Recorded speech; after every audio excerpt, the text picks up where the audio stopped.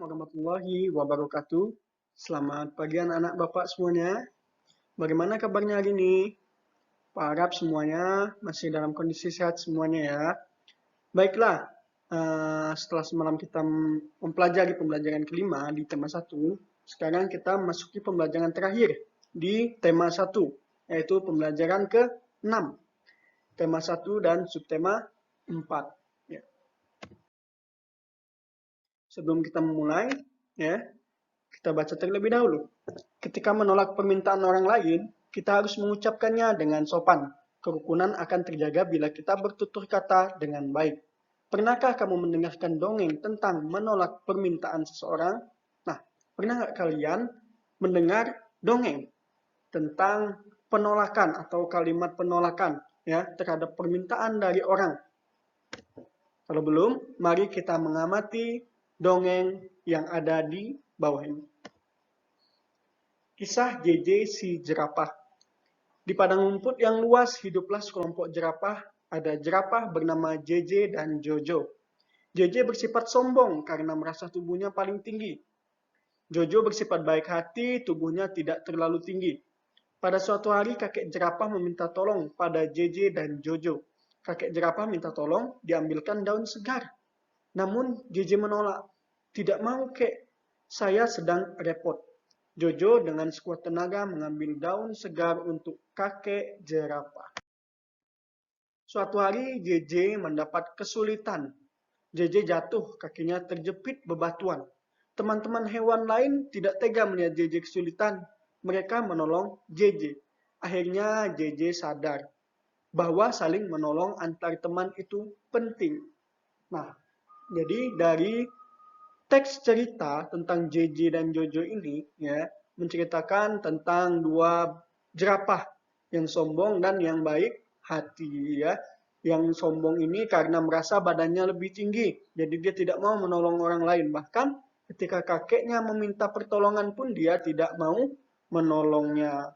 Ya, sedangkan yang memiliki badan tidak terlalu tinggi ini ya, si Jojo ini baik hati, dia mau menolong kakeknya mengambilkan dedaunan.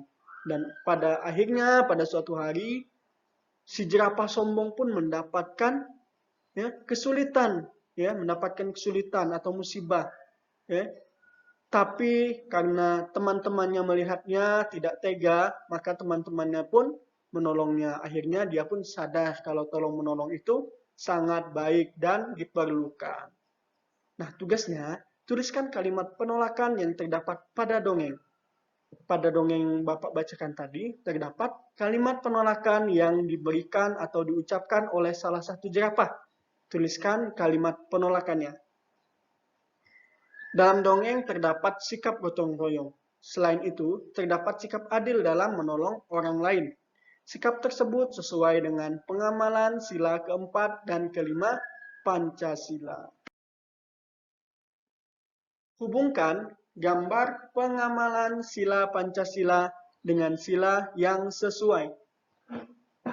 Kalau kita perhatikan di situ ada dua sila, yaitu sila keempat, kerakyatan yang dipimpin oleh hikmat kebijaksanaan dalam permusyawaratan perwakilan, dan sila kelima, yaitu keadilan sosial bagi seluruh rakyat Indonesia. Nah, di situ ada 5 gambar. Kalian hubungkan ya, boleh difotokopi ya. Atau kalau tidak mau repot boleh dibuat nomor saja, dibuat lingkaran, buat nomor gambar nomor 1, sesuaikan saja urutannya. Nanti dihubungkan gambar mana yang sesuai dengan sila yang mana. Tugas terakhir, buatlah soal cerita dengan penyelesaian di bawah ini. Karena menimbang sesuatu dan sesuatu lainnya, untuk soal ini tidak perlu dibuat soal ceritanya, ya. Langsung saja kalian kerjakan ya penjumlahan ini. Ada 4 soal penjumlahan, ya, langsung saja dijumlahkannya. Dari 193 ditambah 117 dikurang dengan 200 dan seterusnya sampai 4 soal. Baiklah anak-anak, untuk tema 1 pada hari ini sudah masuki pembelajaran terakhir, dan itu tadi materi dan tugas untuk di pembelajaran terakhir di tema 1 ya. Untuk mulai besok hari kita mulai memasuki pembelajaran di tema selanjutnya, yaitu tema 2. Untuk tugasnya jangan lupa tetap ditulis nama, tanggal, dan harinya ya. Dikerjakan dengan semangat dan dengan bimbingan orang tuanya. Ya, Bapak akhiri dengan wabillahi taufik wal hidayah. Wassalamualaikum warahmatullahi wabarakatuh.